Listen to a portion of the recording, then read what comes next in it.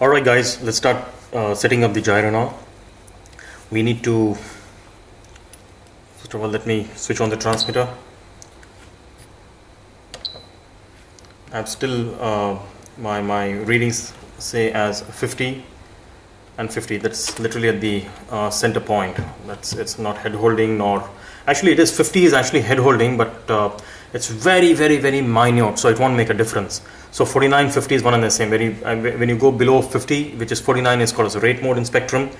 I need to check up how much or what the figures are in Futaba. But with reference to Spectrum, it is 50 is head holding mode and 49 is on rate mode. But 50, it goes all the way from 50 to 100. Now 50 is just bordering. So literally you can see the gyro is, it is theoretically, but it's not actually on head holding mode. It just started to be on head holding mode. That's my easy way of explanation. Let's go ahead and power up the receiver.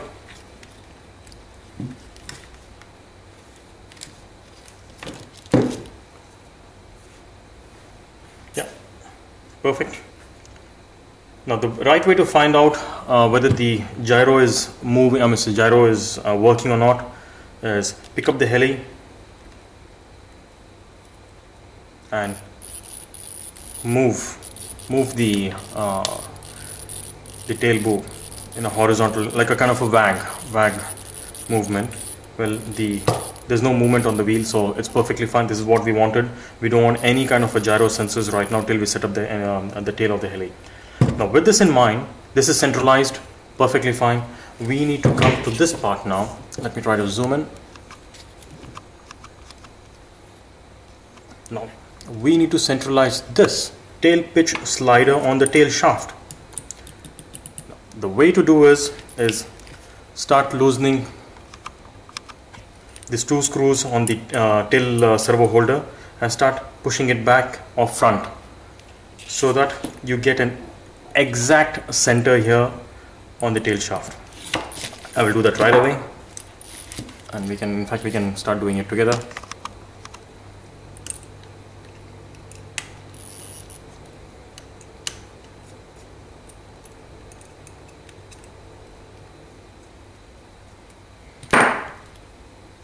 Now this is quite loose now, it can be moved front and back. Now with this in mind, I'm just setting it up mechanically. Let me try to zoom in here. Please bear with me, it's really tough to shoot and also do the setting. I think it's pretty close to center. I think I'll go ahead with this.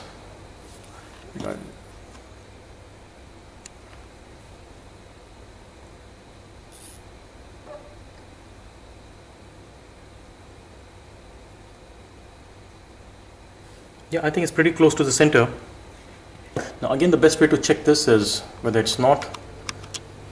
Go ahead and tighten maybe one of the screws here.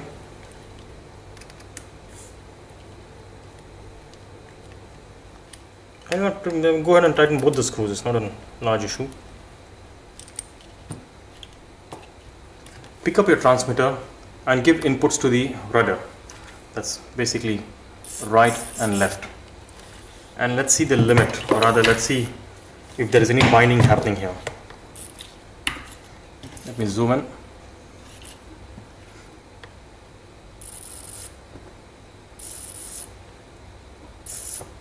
You can see there is a gap here, which is fine. We can set up in the limits there.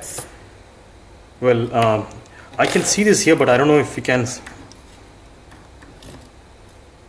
see this on video. Well, if I turn to the right,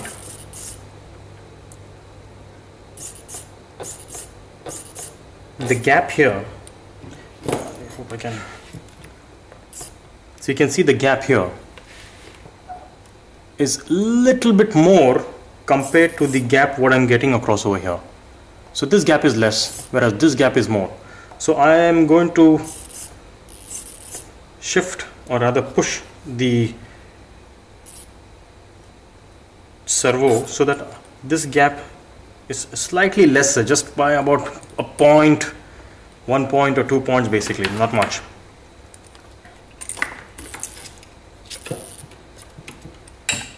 again, I'll go ahead and loosen the servo here. You know what, I don't want to burn video time. Let's do that and I'll come back to you. Alright, I've started messing around with this and started pushing and pulling this, and finally I think I've got exact center of the tail pitch slider on the tail shaft. You can see I can let me try to zoom in here. The gaps are similar. Don't worry about that right now. I mean, say there's still a lot of gap left. Do not worry about that, but the gap should be equal on both the sides. That's the most important part.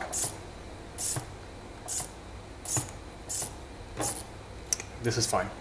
See, I'm trying to move the tail. You can see the gyro is not working. So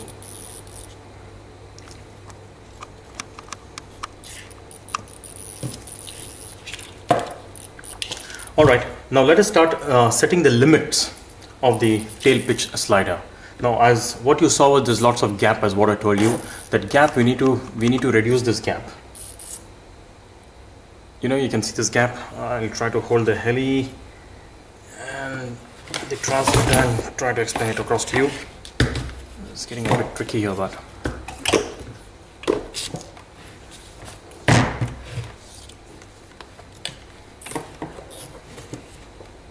okay. This gap we need to reduce on either ways, this side and this side. This gap is what we need to remove the gap, and that's quite simple. Oops, I think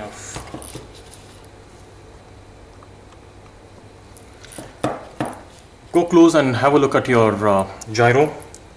There are certain switches and dials here. One of the dials is named as limit.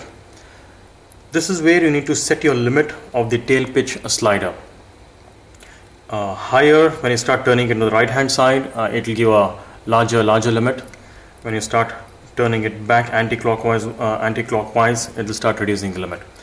Now, the way to do this is pick up your transmitter, give one side complete movement on the rudder stick, maybe right or left, whatever is it. I'm going to use left right now. I'm going to hold it here. I'm not going to leave my hand from the throttle. You can see here, it is here at the corner. Now I will go ahead and start turning this knob slowly till I see movement and till I see, let me try to zoom in here.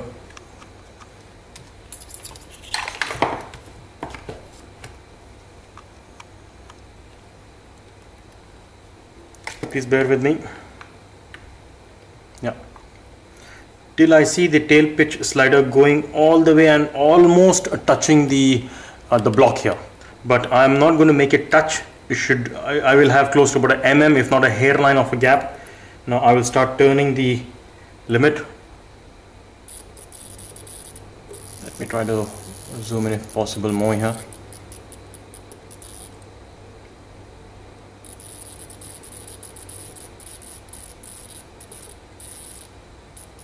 Yeah, I'm going to leave it at that. Now if I push more, you can actually hear the servo buzzing. I'll go ahead and push more. See, you can see the servo buzzing. Don't do that. Pull it back. Yeah, this is fine. Now go ahead and push the rudder stick now to the other extreme. Yes, this is also fine. See, there's no binding happening, but it's almost touching. Not almost, it's not touching, but there's a kind of an hairline gap here. So this is the full potential of the tail pitch slider. There's no binding. You can't hear the servo chatter. You can't hear the servo buzzing.